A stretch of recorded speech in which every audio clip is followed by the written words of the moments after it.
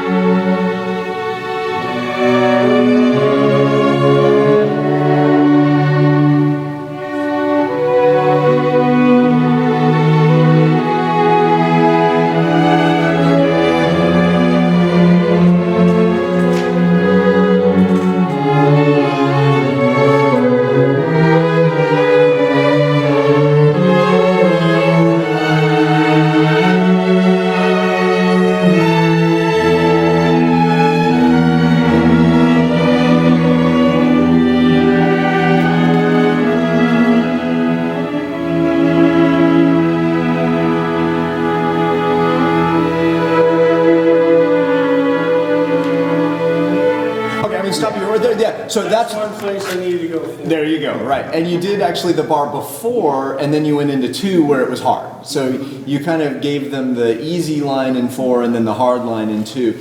But you know what? I liked it. I liked it. It was good. That was the beginning of that was way stronger. I mean, it had a good sound, and you communicated a quality. And one of the things that you did is you had a nice pulse on beat 2 that allowed the orchestra a lot of freedom, but it gave a good sense of the tempo. Now, you moved a little, and I wasn't sure if you meant to or not. Did you mean to move quite a bit right after the first statement?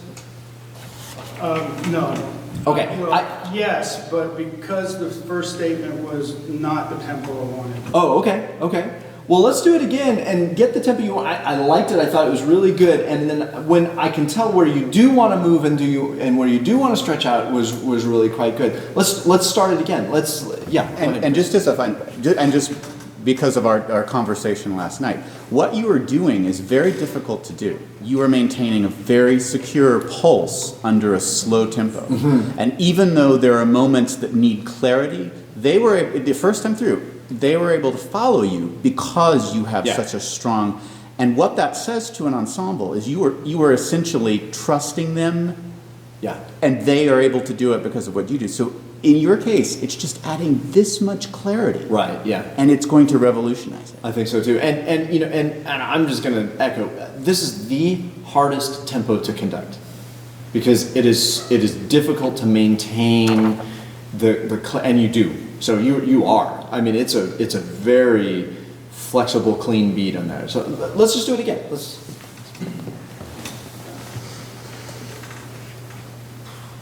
I need knee braces.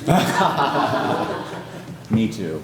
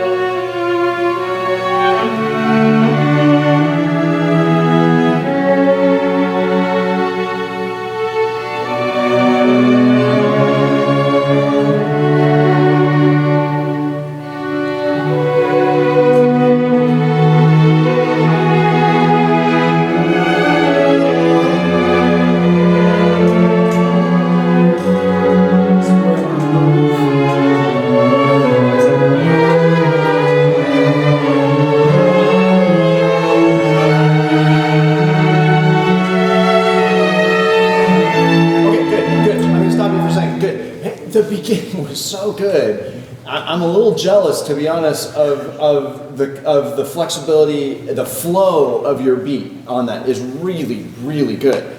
And one of the things that my teacher used to talk about is the music making happens between the beats.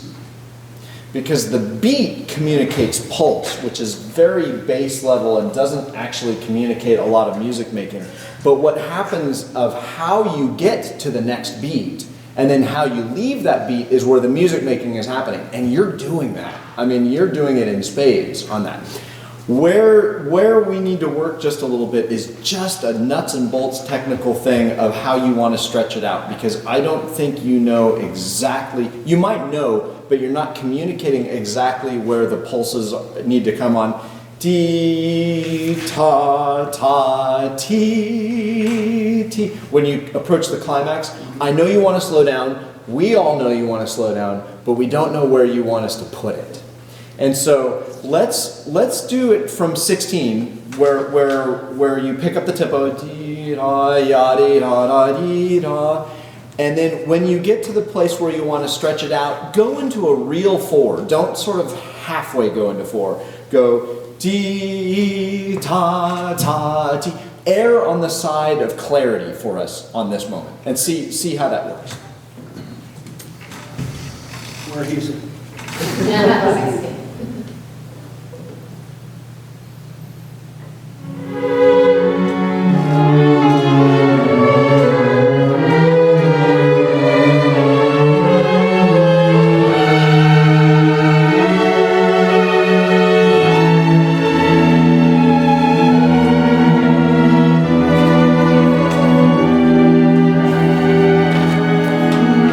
Stay in 4, good, stay in 4.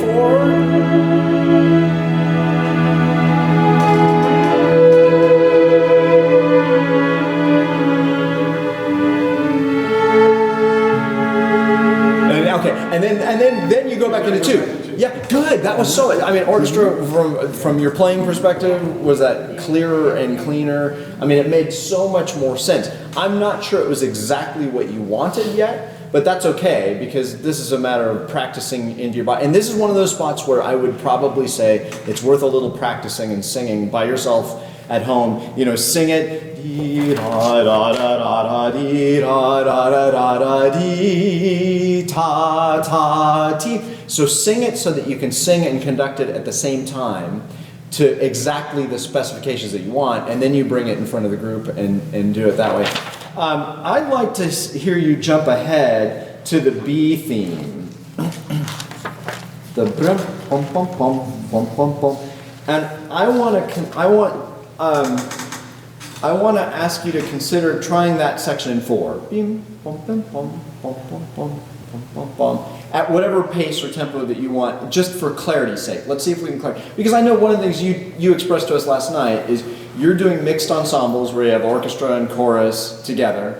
And so what they need from you, you've got the music, it's just flowing out of you. What they need is just the clarity for being able to see and see exactly where you want it. So give it to us right here. Let's just start it right at 47, right at the Poco Piomoso, and start it in 4 and see if you can give it to us with that clarity.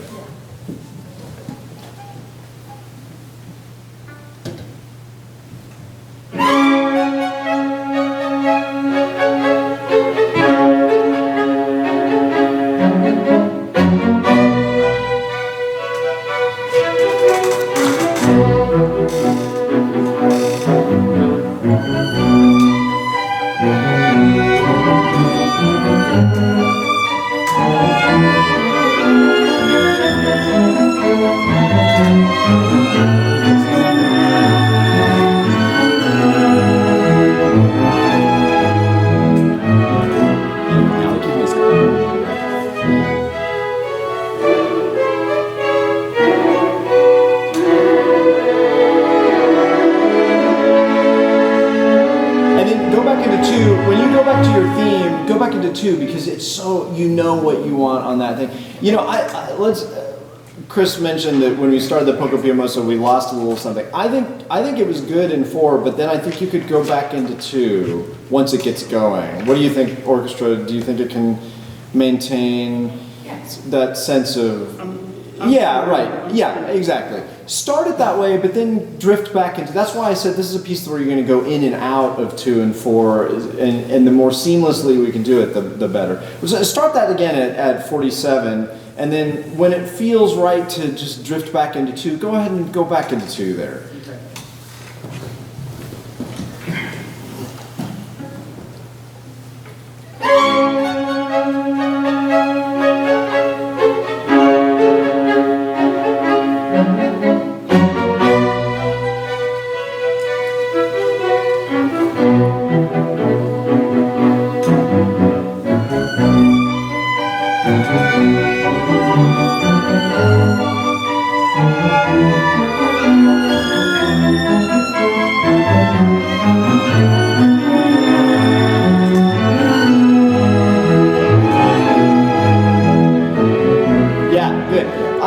I think it works really well, and just don't get yourself tied up in knots when you're in the 4. When you gave nice little pickup gestures, but then it's almost like you added an extra pulse in there, and then you get yourself in the wrong direction. So it's okay to be you can give that. That doesn't have to be with a stick. Yum bum bum bum bum bum bum. And so this is where we use our elbow or our chin or our shoulder a little bit, and you don't have to give it on a pulse on the stick. Yeah, and the downbeats in 4 are like pulsing. You're using a lot of space for 2, 3, and 4, and maybe you're going into 4 as a device for clarity. So if you keep it all bop bop bop instead of bop 2, 3, 4 bop, that might fix it. Mm-hmm. And then it doesn't have those that mixed metaphor of your 2 and your 4 trying to figure out which one is being expressed. Also, yeah, exactly.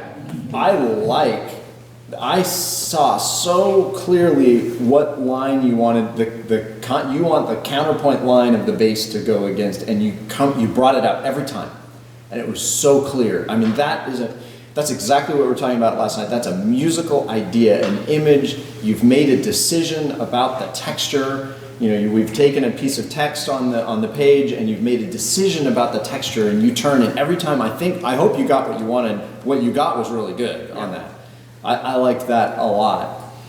Do we want to see Yeah, orchestra? absolutely. Any comments or?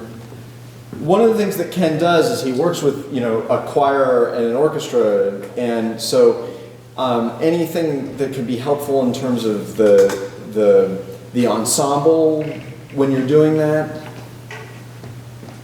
My attention is divided, and what I give to whomever, they have to decide whether that was for them or whether it was for somebody else. So, you know, if they misinterpreted, I tell them it was for them. If they didn't, anyway, sorry. I thought you were very clear what you wanted. And it's like they said, it's really hard to conduct, and it felt gluey. It felt like it had that tacky feel, that the tension was maintained. So I don't know how you did it, but you did. All right. Good job, Ken. Yeah. Nice work.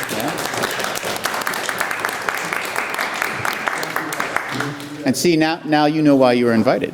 That's right. Yeah, absolutely.